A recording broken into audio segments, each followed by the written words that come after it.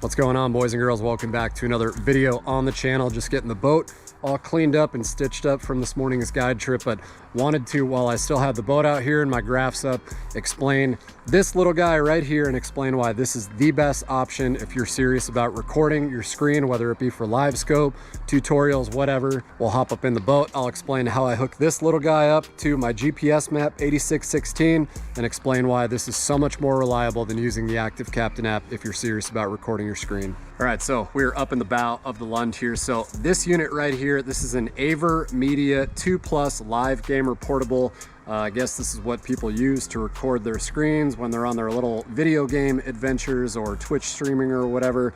This is how we record our live scope video game adventures. So all it really is kind of a pass-through situation. So on the back of the unit here, we've got an HDMI in, an HDMI out. You've got your power receptacle there, and then this is where you insert your SD card. So everything that we record on our screen is gonna go into that SD card right there. So I should let you guys know right off the bat, this is not an option for regular Echomap or Echomap Ultra units. The new Echomap Ultra 2s that are coming out as of this video release date are not out yet, but the Ultra 2s will be capable of screen recording. But for right now, your only option is to use GPSMap models. And again, this is the GPSMap 8616, very high-end unit, because before all I was doing when I was still using Echomap units was hooking up a second GoPro facing at the screen, which was obviously very difficult to do. It was a lot easier to sync the audio in my videos using two cameras, but a lot of times it was in the way,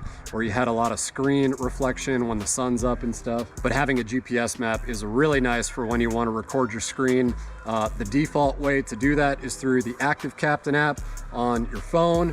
But in the past, that has been extremely unreliable. A lot of the clips that came out were either really glitchy or there was a little bit of a delay. Sometimes Active Captain would disconnect from the unit in its Bluetooth or Wi-Fi situation or whatever. So that's why I spent the extra $100-some on this little guy right here to hook up to this graph to record everything. So I'm gonna move us here to the back of the unit and show you how to plug this guy in and get everything going. But I think before we get to the back of the graph here, I'll just show you guys. So out of the box, this guy comes with an HDMI cord, which this is probably, you could get a little bit shorter one, but I'm just using the one that it came with here. And then it comes with the power supply cord as well. Again, super, super long. I like having a long one because what I do is hook this up to a mobile battery pack right here. This one's already charged up. This will last for days, but that right there is what's going to be plugged into the back of this guy to supply it with power, obviously. So we'll get that guy plugged in. So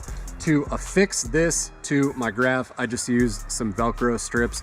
We've got obviously the female end attached to the gimbal mount on the bottom here, and that's how a lot of the ice fishing guys, like, this idea came straight from Jay Siemens and Clayton Schick.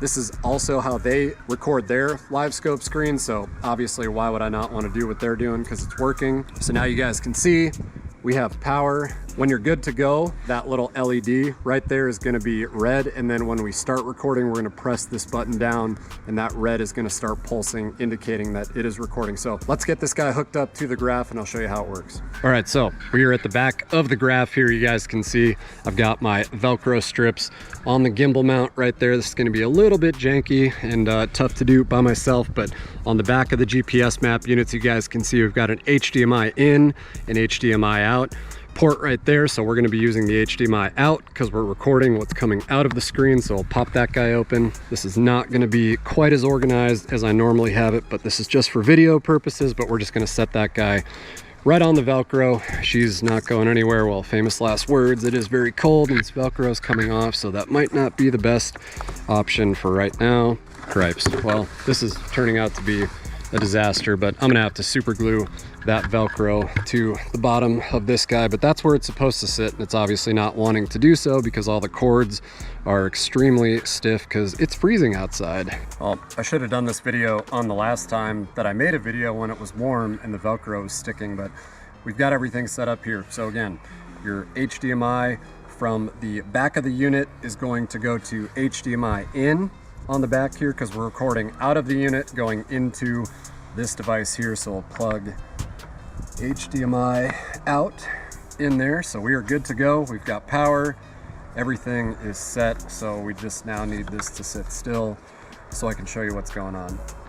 So from there, we don't need to do anything except for power on the graph. Everything is already set to go. In the GPSMap unit, there are no settings as far as display or HDMI or anything that you need to mess with. So as it turns on the screen right now, we will go down to the unit itself. When you give power to this unit without being plugged into anything, it will be red. But as soon as it's plugged into the graph here and the graph is on, ready to go, it's going to change to blue. So then whenever you want to start recording, hit the middle button, and that is going to start pulsing red, indicating that you are now recording your screen. So we'll switch to the screen. Again, I'm in my driveway, so we don't really have much to show, but we can start playing with our settings, so on and so forth. You guys can see this is recording perfectly without any indication of any glitches or lags or anything like that.